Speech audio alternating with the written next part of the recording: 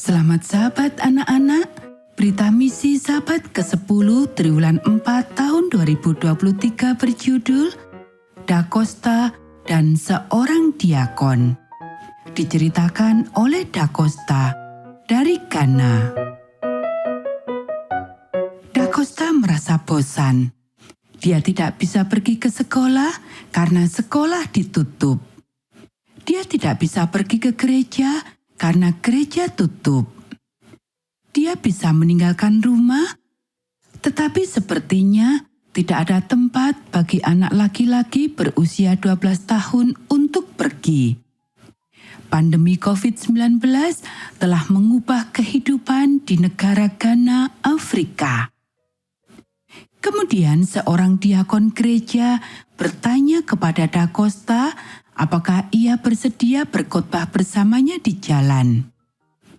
Diakon itu berkhotbah di stasiun bis yang ramai seminggu sekali, dan dia ingin anak itu membantu dengan membacakan ayat-ayat Alkitab.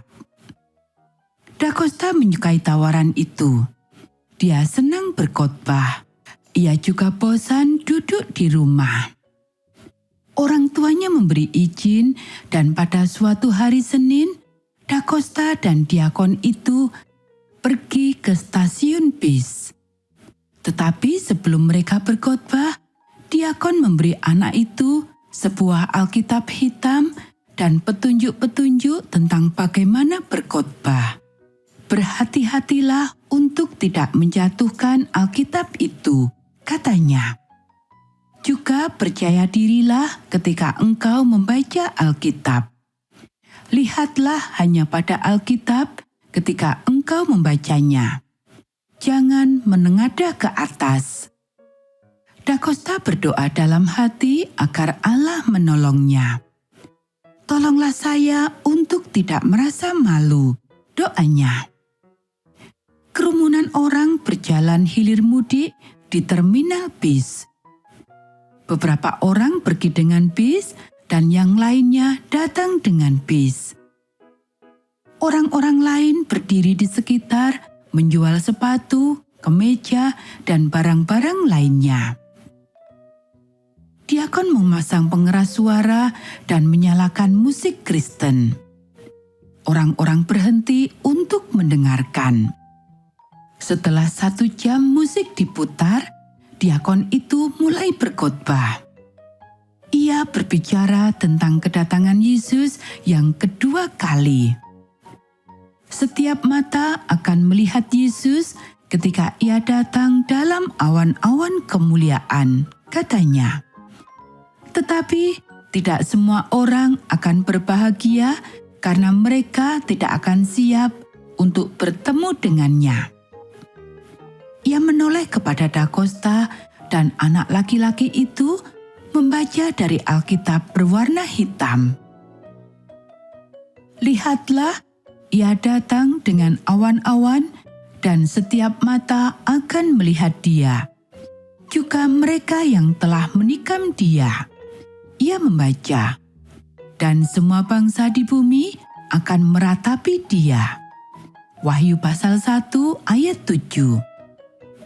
Orang-orang terkejut melihat anak kecil itu berkhotbah bersama dengan orang dewasa.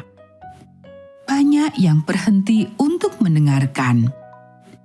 Beralih ke bagian lain dari Alkitab, Da Costa membaca. Sebab sama seperti kilat memancar dari sebelah timur dan melontarkan cahayanya sampai ke barat, demikian pula lah kelak kedatangan Anak Manusia. Matius pasal 24 ayat 27. Da Costa merasa sedikit gugup pada awalnya. Tetapi ia semakin percaya diri seiring berjalannya waktu. Yang mengejutkannya, beberapa pendengar memberinya uang. Di akhir khotbah, diakon itu sangat senang. Kamu telah melakukannya dengan baik, katanya kepada anak itu. Jika engkau terus berkhotbah dengan baik, engkau akan memiliki masa depan yang sangat besar. Da Costa merasa senang. ia telah menikmati membaca Alkitab.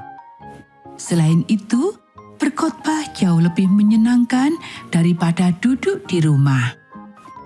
Ia memberikan uang yang telah diterimanya kepada diakon. Pada hari Senin berikutnya, Da Costa dan diakon itu berkhotbah lagi. Mereka juga berkhotbah pada hari Senin berikutnya dan selanjutnya. Setiap kali mereka berkhotbah, orang-orang berkumpul untuk mendengarkan. Setelah beberapa bulan, mereka memiliki cukup uang untuk membeli sebuah pengeras suara yang baru. Da Costa sangat senang karena orang-orang dapat mendengar khotbahnya dengan lebih baik. Seorang pendengar memberi Da Costa sebuah kemeja baru.